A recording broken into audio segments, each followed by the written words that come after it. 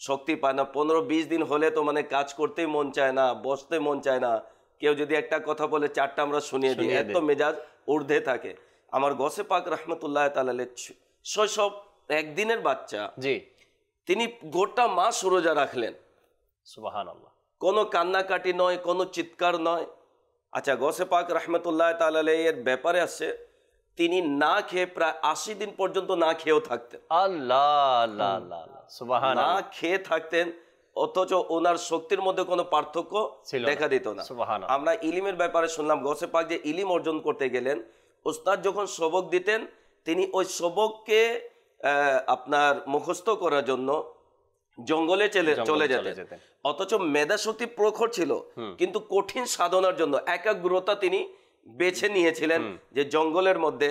আচ্ছা, উনি একটা উদ্দেশ্য ছিল ইলিম অর্জন করা, খাবার দাবার দিকে মনোযোগ ছিল না। আজকাল আমরা যারা মনে করে ইলিম অর্জন করতে চায়, প্রথমে দেখি পরিবেশ কেমন, দেখা উচিত, খাবার কেমন, এটাও, যেহেতু আমরা তো ওলি না, সাধারণ লোক, কিন্তু আমাদের যে মেন্টালিটি, উদ্দেশ্য আর প্রয়োজনের মধ্যে কিন্তু পার্থক্য আছে। মানুষ প্রয়োজনকে ছেড়ে দেয় উদ্দেশ্যের জন্য, এটা স্বাভাবিক। এবং উদ্দেশ্যে যদি সফলতা অর্জন করতে চায়, প্রয়োজন ছাড়তে হবে। আমি চাইবো প্রয়োজনও যেন আমার পূর্ণ হয়, আবার উদ্দেশ্য পূরণ হয়, সেটা কোনোদিন সম্ভবপর নয়। তো এই জন্য টার্গেট যাদের, উদ্দেশ্য হলো যে আমি কিছু অর্জন করব, তাহলে আমাদেরকে প্রয়োজনে আমাকে ছাড় দিতে হবে। আমার গসে পাকের উদ্দেশ্য ছিল আল্লাহর সান্নিধ্য অর্জন করা, ইলমে মারফাত অর্জন করা, ইলমে শরিয়ত অর্জন করা, ইলমে তরিকাত অর্জন করা, আল্লাহর মারফাত অর্জন করা। বিদায় প্রয়োজনকে ছাড়লেন। আচ্ছা, প্রয়োজন যখন ছাড়লেন, অবস্থা কেমন ছিল? যখন খিদার প্রচন্ড যখন অনুভব হতো, তখন কিতাবে আসছে উনি পাতাও খেয়েছেন, গাছের পাতাও খেয়েছেন, জমিন থেকে কুড়িয়েও তিনি খেয়েছেন। আর সেটার মধ্যেও ইনসাফ দেখুন, গসে পাক বলেন, আমি যখন খেতে অগ্রসর হতাম তো দেখতাম আমার পূর্বেই জানি কেউ সেখানে উপস্থিত হয়ে গেছে, ওখানেও তারাও খাবার সান্নিধ্যে ছিল, খাবার খোঁজাখুঁজির মধ্যে। তো তাদের জন্য ছেড়ে আমি অন্য জায়গায় চলে যেতাম।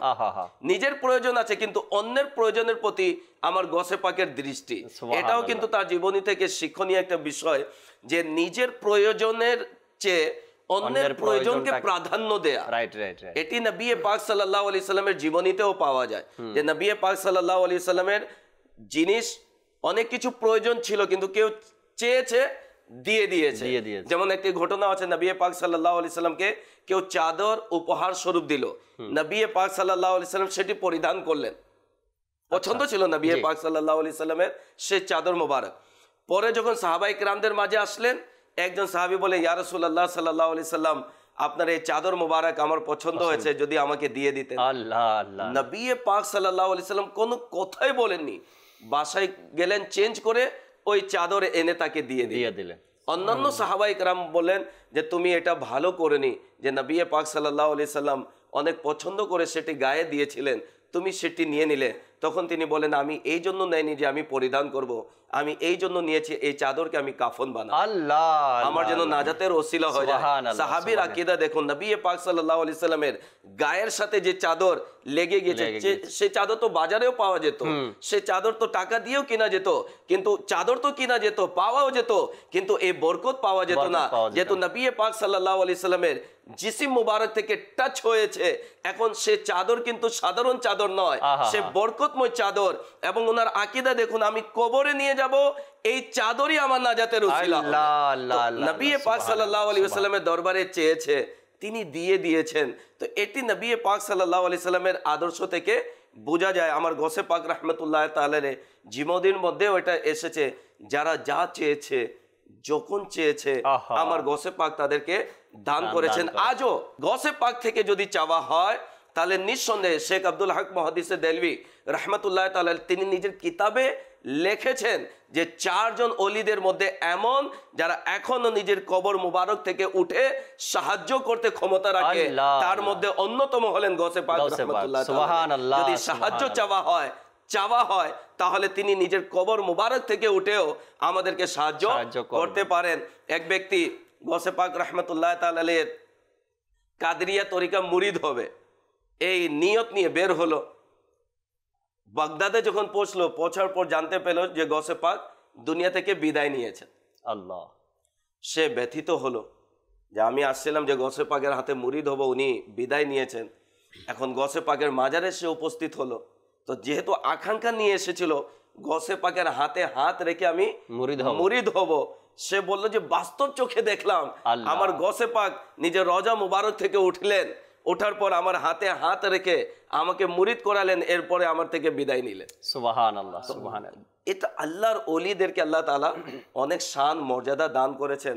সাধারণ আমাদের ব্রেন্ডে এই কথা বুঝে আসবে না, আর যেটা বুঝে আসে না ওটাই কারামত। সুবহানাল্লাহ। যদি বুঝে চলে আসে তাহলে কারামত হবে না। আমার আপনার কথা বুঝে আসে বিদায় কারামত হয় না, আল্লাহর ওলিদের বিষয় বুঝে আসে না বিদায় সেটি কারামত হয়। আল্লাহ তাবারক ওয়া তাআলা এমন সুন্দর আকীদাও আমাদেরকে পোষণ করার তৌফিক দান করুক। দর্শক শ্রোতা, গাউসে পাক রাদিয়াল্লাহু তাআলা আনহুর আলোচনা মনে হয় শেষই হচ্ছে না, আর কিন্তু সময় তো শেষ হয়ে গেল।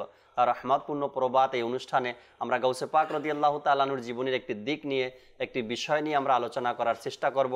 অবশ্যই সাথে থাকবেন আমাদের, আর আপনাদের মতামত আমাদেরকে জানাবেন ইনশাআল্লাহ তাআলা, যাতে করে আমরা গাউসে পাক রাদিয়াল্লাহু তাআলা আনহুর ফয়েজ ও বরকত অর্জন করতে পারি। মাদানী চ্যানেলের যে সকল অনুষ্ঠানগুলো এখন ধারাবাহিকভাবে হচ্ছে, সকালে, রাতে, বিকেল টাইমে সব অনুষ্ঠানগুলো দেখি গাউসে পাক রাদিয়াল্লাহু তাআলা এক একটি বিষয়ের উপরে আমরা জ্ঞান অর্জন করতে পারবো, জানতে পারবো। যত বেশি জানবো গাউসে পাক সম্পর্কে তত মহাব্বত আমাদের অন্তরে বাড়তে থাকবে ইনশাআল্লাহ। বিষয় আছে এখানে বলে দিই, শেষের দিকে আছে, যেহেতু গাউসে পাক রাহমাতুল্লাহ তাআলা আলাইহি উরুসের মাস, আমির আহলে সুন্নাত অনেক সুন্দর একটি কথা বলেছেন মাদানী মুযাকরাতে। সেটি বলেছেন গাউসে পাকের বিষয়ে আমার চোখ বন্ধ। সুবহানাল্লাহ। আসলে গাউসে পাক রাহমাতুল্লাহ তাআলা আলাইহি এর জীবনী সম্পর্কে এত কিতাব লেখা হয়েছে জাকির ভাই। আজকের অনুষ্ঠানের জন্য আমি একজন থেকে কিতাব চাইলাম যে ভাই আমাকে কিছু কিতাব দিন, যেহেতু সাধারণ আমরা করতেই থাকি ওনার বিষয়ে, তো নতুন কিছু তথ্যে প্রায় 10-12টা খালি কিতাব উনি পাঠিয়ে দিলেন হোয়াটসঅ্যাপের মধ্যে। আল্লাহ আল্লাহ। আচ্ছা, কোনটা ছাড়বো কোনটা পড়বো, কোনটা ছাড়বো কোনটা পড়বো, এটাই হচ্ছে, যেটাই পড়ি ভালো লাগে। নবী পাক সাল্লাল্লাহু আলাইহি সাল্লামের জীবনী সম্পর্কে যেমন কিতাব লেখা হয়েছে, সংখ্যা গণনা করা যায় না। গাউসে পাকের ভিলায়াত সম্পর্কেও এরকম কিতাব লেখা হয়েছে। তো যে গাউসে পাকের এত শান মর্যাদা, আমরা যদি চাই বরকত যদি পেয়ে যায় তাহলে 11-20 শরীফ নিজের ঘরে করা উচিত। গাউসে পাকের ফায়জ বরকত হবে আগামী মঙ্গলবারের দিবাগত রাত বড় 11-20 শরীফ, অর্থাৎ গাউসে পাকের মূল সেটি ওফাতের দিন, যেদিন গাউসে পাক বিদায় নিয়েছিলেন। তো যার যার ঘরে মাদানী চ্যানেলের দর্শকবৃন্দ হয়তো বা অনেকে জানেও না খতমে গাউসিয়া কাকে বলে। তো মাদানী পঞ্জে সূরা যা আমির আহলে সুন্নাত লিখেছেন, দাওয়াত ইসলামীর ওয়েবসাইটে পেয়ে যাবেন, সেখানে খতমে কাদিরের পদ্ধতি লেখা হয়েছে। স্বয়ং নিজে করে নিন, বা কমপক্ষে যতটুকু পারেন গাউসে পাকের জন্য, এই সালে সাওয়াবের জন্য ব্যবস্থা করুন, ইনশাআল্লাহ ফয়েজ বরকত পাবেন। অনেকের বিপদ আপদ, বালা মুসিবত, রোগ বিপদ লেগেই থাকে, এটা করুন, ইনশাআল্লাহ বিপদ কেটে যাবে ইনশাআল্লাহ। গাউসে পাক রাহমাতুল্লাহ আলাইহির যে জীবনের যে এলমে দিনের সময় যে কষ্ট, আর্থিক যে সমস্যা পড়েছিলেন, এত কষ্ট উনি গাউসে পাক রাহমাতুল্লাহ আলাইহি বাল্যকালে উনি বলতেছেন যে আমার এই কষ্টটা যদি কোনো পাহাড় পর্বতের মধ্যে রাখা হতো তাহলে পাহাড় পর্বত ভেঙে চুরমার হয়ে যেত। এত কষ্ট স্বীকার করেও ইলমে দ্বীন অর্জন করেছেন, আল্লাহর পথে অটল থেকেছেন, মানুষকে হেদায়েতের পথে এনেছেন। আসুন আমরা দাঁড়িয়ে সালাতু সালাম পাঠ করি। ইয়া নবী সালাম আলাইকা, ইয়া রাসূল সালাম আলাইকা, ইয়া হাবিব সালাম আলাইকা, সালাওয়াতুল্লাহ আলাইকা। तेरी दर की हाजिरी को जो तड़प रहे हैं उनको शाह जल्द तुम बुलाना, मदनी मदीने वाले या नबी सलाम अलैका, या रसूल सलाम अलैका, या हबीब सलाम अलैका, सलावातुल्लाह अलैका। যখন হবে তোমার দিদার তখনই হবে আমার, আমার স্বপনে এসো না মদনী মদিনাওয়ালা ইয়া নবী সালাম ইয়া রাসূল সালাম আলাইকা ইয়া হাবিব সালাম আলাইকা সালাওয়াতুল্লাহ আলাইকা والسلام عليك يا رسول الله وعلى آلك وصحابك يا حبيب الله